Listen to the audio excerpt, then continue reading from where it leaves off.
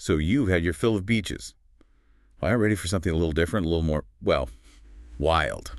Today's deep dive takes us off the beaten path, beyond those picture-perfect Bali beaches, to a destination that's, well, how do I put it, explosive. Volcanoes will do that for you. And you're right, a lot of travelers, after they've done the whole Bali thing, they find themselves drawn to something a bit more intense. That's where Mount Bromo comes in. Intense is a good word for an active volcano. It's definitely an experience. We're talking about East Java here, the Bromo Tengger Semeru National Park. Imagine volcanic ash, craters, smoke plumes. It's otherworldly. It sounds incredible, but let's back up a bit. For those of us who haven't brushed up on our volcanoes lately, we're talking about an active volcano, as in it could erupt. Well, yeah, that's always a possibility with active volcanoes, but the Indonesian authorities keep a close eye on things. There are warning systems, and they'll close areas if there's any risk. Don't worry, you won't be wandering into an eruption zone unprepared. That's good to know. But it adds a certain thrill, wouldn't you say? So when's the best time to experience this incredible, slightly intimidating natural wonder? You're aiming for the dry season, May to October. Clear skies, perfect for those classic Mount Bromo sunrise views. Sunrise over a volcano. Got it. But I've got a feeling packing for this trip is a bit different than our usual Bali beach bag. Oh, you got that right. Ditch the flip-flops and stock up on layers. I'm talking warm shirts, jackets, even gloves. You'll thank me later. Wait, gloves? In Indonesia? You'd be surprised. Those temperatures plummet, especially at night. Think 25 degrees C during the day down to freezing, even below at night. August is the coldest, like -5 degrees C in areas like the Sea of Sand. Okay, so much for packing light. Duly noted. Layers are key. So how do we even get to this chilly volcano from, say, Kuta? Two main options. Speedy or scenic, your pick. Hit me with your best shot. All right, so fastest way, hop on a flight from Bali's Ngururai Airport. Surabaya or Malang are your destinations. Flights are about 1 to 2 hours. Then it's a car or shuttle to Mount Bromo. And for those of us who like to savor the journey. Ah, you're my kind of traveler. Overland it is. Ferry from Bali over to East Java. Then it's a bus or car ride. Takes longer, sure, but you get a glimpse of real Indonesian life. Okay, that's tempting. Ferry adventures, volcano bound. But before we get ahead of ourselves, let's talk packing seriously. Given those temperature swings, what are some absolute must-haves for Mount Bromo? We've covered the warm clothes. Definitely pack comfortable, sturdy shoes. Volcanic terrain is no joke. Think ash and uneven surfaces. Right, good footwear. Anything else? Should I be adding a headlamp to my suitcase? Headlamp or a good flashlight, essential for those pre-dawn hikes. You want to catch that sunrise, right? And pack a face mask or scarf, keeps the volcanic ash out. Oh, and a reusable water bottle. Hydration is key. Solid advice. Geared up, layered up, ready for anything. Now let's talk about the main event. Witnessing the sunrise over Mount Bromo. Where do we need to be for this epic view? Well, for the classic Mount Bromo sunrise experience, you're headed to Penanjakan Viewpoint. Ugh. Yes, Penanjakan Viewpoint. Seen the photos. Everyone crammed in, waiting for that perfect shot. It does get crowded, but for good reason. The view is truly something else, that silhouette of the volcano against the rising sun. Magical. It does sound incredible, but maybe not for those who prefer a little more, shall we say, tranquility with their sunrise. Any alternatives for our less crowd-inclined listeners? Absolutely. If solitude's what you're after, Saruni Point and King Hung Hill are your go-tos. Same stunning sunrise views, minus the crowds. Okay, I'm liking the sound of these options. Less crowded, equally stunning. Now, once we've had our fill of sunrise gazing, the adventure continues, right? What's next on the Mount Bromo to-do list?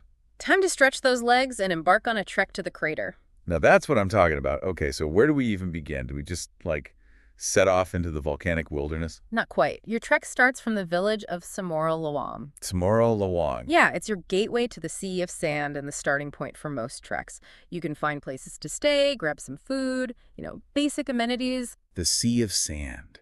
It sounds so otherworldly.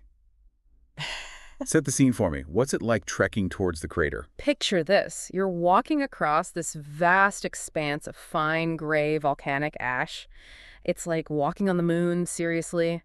That's the Sea of Sand. It surrounds Mount Bromo, creating this, surreal and starkly beautiful backdrop for your hike. Okay, I have to admit, that's pretty high up on my list of things I never thought I'd experience walking on a sea of volcanic ash. But how challenging is the actual trek? I'm not exactly, how shall I say this, an experienced hiker. No worries, you don't have to be a mountaineer or anything. It's relatively straightforward. Mostly flat, although the terrain can be a bit uneven. And dusty, of course. That's why those sturdy shoes we talked about are a must. Right, footwear check. And how long are we talking about for this trek, just so we can, mentally prepare? On average, about an hour and a half from the edge of the Sea of Sand to the crater rim. But listen, take your time, enjoy the scenery. It's not every day you get to do this. True that. So we've trekked across the Sea of Sand, taken a million photos along the way, I imagine. What's the final hurdle? Oh, you're almost there. Get ready to climb some stairs, about 250 of them, and then, boom, you're at the crater rim. Wow. Standing on the edge of an active volcano, peering into its smoky depths. That must be, well, something else. It's an experience that stays with you, for sure. But speaking of being up close and personal with an active volcano, we should probably talk safety. What do we need to know? Yes, safety first. What should our listeners keep in mind as they're planning their Mount Bromo adventure? First and foremost, even though Mount Bromo isn't Everest, the altitude can still get to you. Altitude sickness is a real thing. It is, so pace yourself, drink plenty of water, listen to your body, that's key.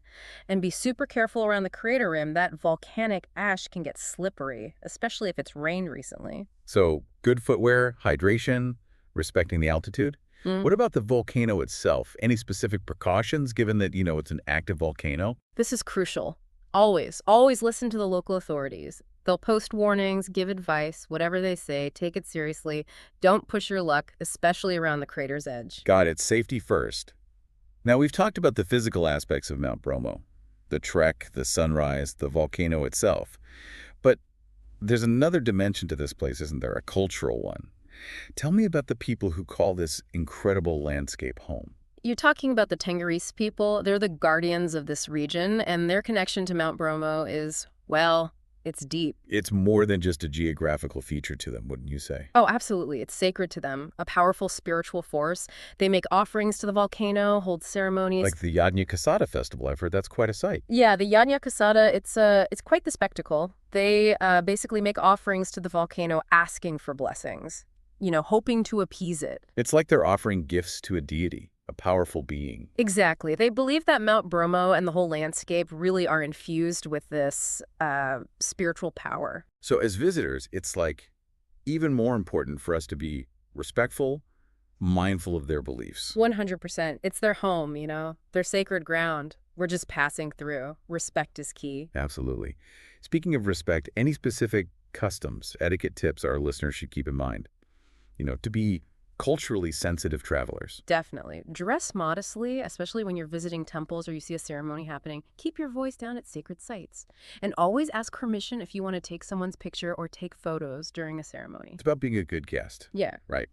Being aware and appreciative of their culture. Exactly. And it makes the experience so much richer, Right. when you travel with that kind of sensitivity. Couldn't agree more. So we've covered Mount Bromo, the volcano, the sunrise, the whole experience. But it's just one piece of this incredible puzzle. What else is there? Tell me about the Bromo Tengger Semeru National Park. What other adventures are out there? Oh man, you're in for a treat. This park, it's an adventurer's dream.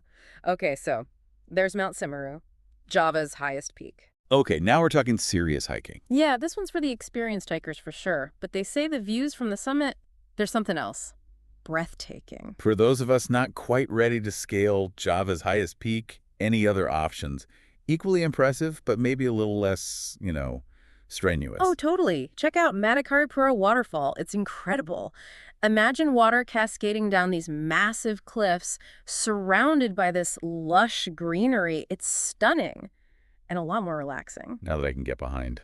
Yeah. Anything else? What about this Savannah Teletubbies hill I keep seeing online? It sounds made up. It does, doesn't it? But it's real. And it's as whimsical as the name suggests. Think rolling green hills like something out of a fairy tale. Total contrast to the whole volcanic landscape. It's pretty cool. Okay, adding that to my list. So we've got a sense of the park, all the incredible things to see and do. But how should our listeners tackle it all?